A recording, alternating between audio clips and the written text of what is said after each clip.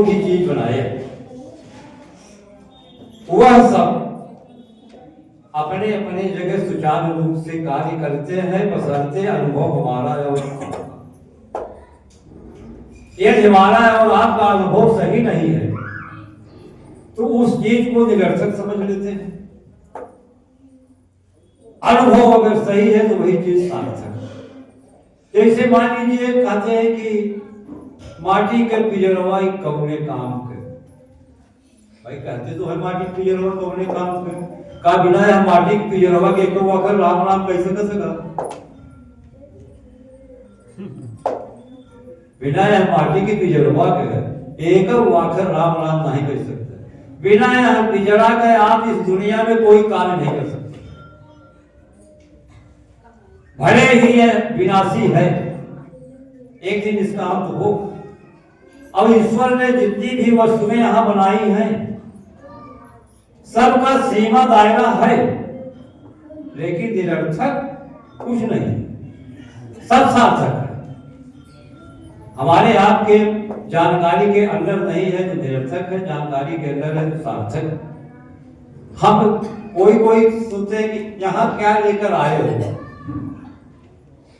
अगर यहाँ कुछ लेकर नहीं आए हो, शरीर लेकर आए हो कि नहीं है, बिना शरीर का आए हो क्या है?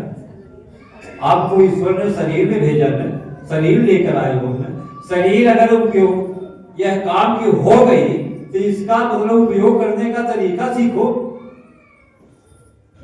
कैसे जीवन का कल्याण होगा, शरीर के द्वारा ही तो जान पाओगे, शरीर के द्वारा ही तो कर पाओगे। ज्ञान लेना है, बुद्धि लेना है, पढ़ाई करना है, वैज्ञानिक बनना है, कलेक्टर बनना है, कुछ भी बनना है तो उस शरीर के द्वारा ही सब बनेंगे। बिल्कुल सही बात। बिना शरीर के आप कुछ कर सकते हैं क्या? हम देखते हैं कि जितना इस संसार की वस्तुओं की, ईश्वर की बनाई हुई वस्तुओं की आदमी पे बुराई करता है, उतना उसके सार्थकता की ओर ध्यान नहीं देता।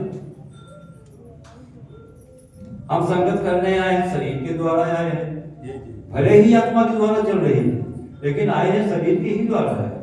हम खड़े होकर बोल रहे हैं तो शरीर के द्वारा ही बोल रहे हैं। शरीर एक हमारा आपका महान यंत्र है, इसके द्वारा आप उच्च से उच्च स्थान प्राप्त कर सकते हैं, और इसी से आप निम्न से निम्न स्तर पर चले जा सकते हैं। तो यहां पर ईश्वर की कृति की किसी भी चीज की बुराई मत कीजिए। ईश्वर की कृति को जानने की कोशिश करिए, सत्मार्ग में चलिए। अपने शरीर की कीमत, सारा बंधन और मोक्ष का कारण हमारा आपका मन ही है।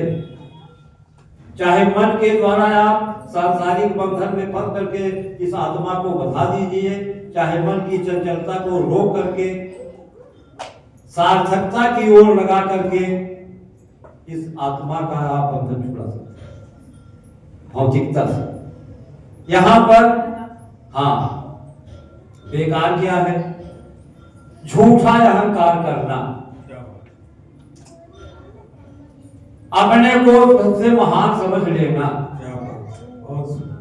अपने को ही बलवान समझ लेना, अपना ही वर्चस्व कायम करना, अपनी ही जात की, परिवार की ऊंचाई देखना, यह महान मूर्खता है। आप हमेशा सबकी अच्छाई की ओर ध्यान दीजिए, आप जात पर बच जाएंगे।